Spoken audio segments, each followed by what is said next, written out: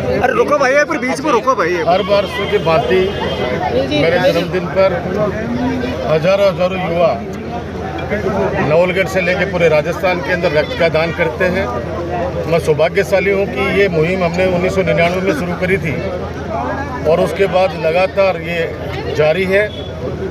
और मैं तो इतना ही कहूँगा कि जितना जोश युवा पीढ़ी के अंदर रक्तदान करने के लिए मैंने देखा है, मैं किन शब्दों में उनका धन्यवाद ज्ञापित करूं, क्योंकि रक्तदाता महान होता है।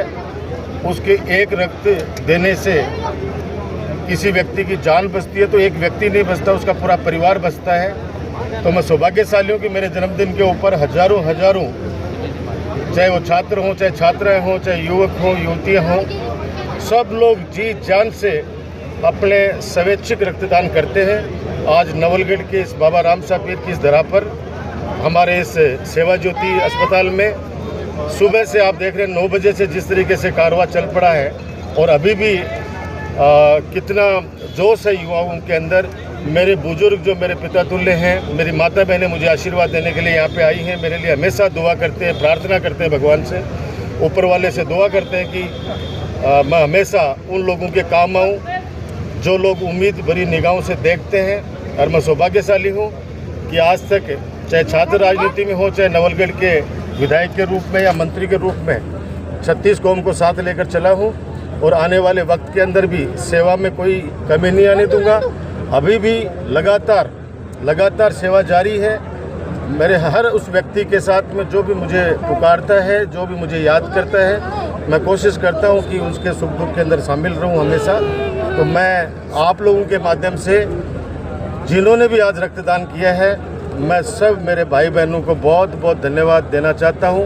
मेरे नवलगढ़ में तो देना ही है मुझे, लेकिन आज राजस्थान के अंदर अन्य जगह पर भी बहुत सारे लोग हैं जो रक्तदान कर रहे हैं, उनको भी मैं धन्यवाद देना चाहता हूं कि ईश्वर उनको लंबी उम्र दे। और उनको ये विश्वास दिलाना चाहता हूं कि हमारा जो संकल्प था, एक ही संकल्प था कि रक्त के अभाव में किसी व्यक्ति की जान नहीं जाने देंगे, इलाज के अभाव में किसी व्यक्ति की जान नहीं जाने देंगे। और उस संकल्प को आगे बढ़ाते हुए हमने जिला अस्पताल की स्थापना की नवलगढ़ के अंदर। आज वहाँ 2000 से लेकर 2500 की ओपीडी है। इतने वरिष्ठ वहाँ पे चिकित्सक, विशेषज्ञ चिकित्सक वहाँ पे ड्यूटी देते हैं। तो मैं इतना ही कह सकता हूँ कि आने वाले वक्त के अंदर जो हमारा विकास कार्यों का जो पहिया था वो थम गया है, लेकिन उम्मीद है जिस प्रकार से जनता का आशीर्वाद मिल रहा है, जिस प्रकार से जनता 36 कौम के लोग जिस प्रकार से मेरा हौसला बढ़ाते हैं, तो मैं समझता हूं कि जो पहिया जहां पे रुका है उसको वापस हम तेज़ गति से लेके जाएंगे। ये जो 5 साल जिस प्रकार से हमारे सीधे साधे लोगों को जिस प्रकार से झूठ बोल के, अफवाह फैला के और उन लोगों को भ्रमित किया, और भ्रमित करके, और कुछ लोग विजय एक बार जरूर हो जाते हैं, लेकिन सच कहते हैं कि काठ की हांडी एक बार ही चढ़ती है। अब नवलगढ़ की जनता को विश्वास हो गया कि मैं जो भी काम कर रहा था वो नवलगढ़ के हित में कर रहा था। लेकिन कुछ लोग उस समय लोगों को, जो सीधे लोग हैं, उन लोगों की उनकी भावनाओं को भड़काने में वो लोग कामयाब रहे। लेकिन मैं इतना ही कह सकता हूं कि मैं तो अभी भी कहता हूं कि जिन्होंने भी जो जीता है यहाँ पे, उनको भी अब झूठ बोलना बंद करना चाहिए। अब तो कम से कम सच्चाई से सामना करना चाहिए। अब जो सच है उसको जनता के सामने रखना चाहिए। हर बार दो ही मुद्दे उठा के सीमेंट प्लांट, जब सीमेंट प्लांट के समय, हमारे समय कोई भी कार्रवाई होती थी सीधा राजकुमार पर आरोप लगाया जाता था। और अब जाके देखिए, अभी 4 दिन पहले जो दीपावली के तुरंत बाद में कार्रवाई हुई है, वो कार्रवाई इतनी खतरनाक कार्रवाई की गई है कि उनके सामान तक बाहर पटक दिया।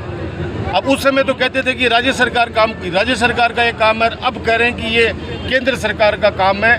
पीएमओ की नज़र है निश्चित रूप से।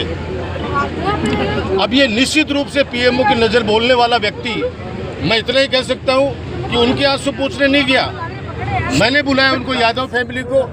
जिस प्रकार से फैक्ट्री के अंदर उन पर अत्याचार किया गया, अब मेरे टाइम पर भी कार्रवाई हुई, मैंने ही करा, नहीं हुई, लेकिन जिस तरह से उनको खुले आसमान के नीचे पटक दिया गया, उनके सामान को जिस प्रकार से सड़कों पे पटक दिया गया, हमारे टाइम पर इतना तो कम से कम मानवता थी कि ये 10 दिन, 20 दिन, 1 महीना, 2 महीना, जितना उनको समय चाहिए वो समय जरूर मिलता था। ये नहीं है कि उठा के सामान भी उनका सड़कों पे ले जाके फेंक दो। और वो लोग जो लोग वहाँ पे बैठ के बातें करते थे वो आज खुद कहते